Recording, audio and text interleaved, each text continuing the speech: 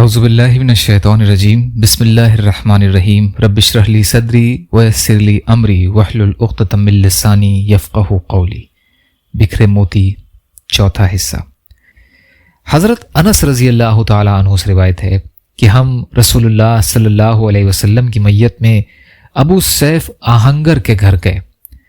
یہ ابو سیف رسول اللہ صلی اللہ علیہ وسلم کے فرزند ابراہیم کی دایا خولہ بنت منذر کے شوہر تھے، اور ابراہیم رضی اللہ تعالیٰ عنہ اس وقت کے رواج کے مطابق اپنی دائی کے گھر ہی رہتے تھے۔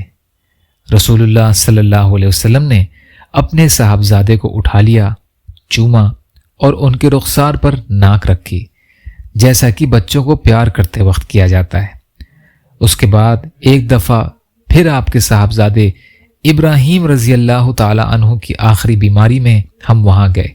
اس وقت ابراہیم جان دے رہے تھے، نزع کے عالم میں تھے۔ ان کی اس حالت کو دیکھ کر رسول اللہ صلی اللہ علیہ وسلم کی آنکھوں سے آنسو بہنے لگے۔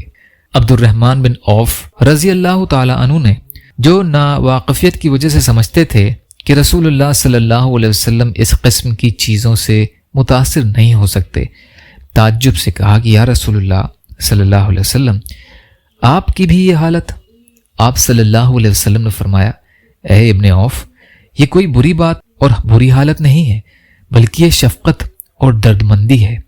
پھر دوبارہ آپ صلی اللہ علیہ وسلم کی آنکھوں میں آنسو بہے تو آپ صلی اللہ علیہ وسلم نے فرمایا، آنکھ آنسو بہاتی ہے اور دل مغموم ہے، یعنی غم میں ہے، اور زبان سے ہم وہی کہیں گے جو اللہ کو پسند ہے، یعنی ان للہ و انا الیہ راجعون۔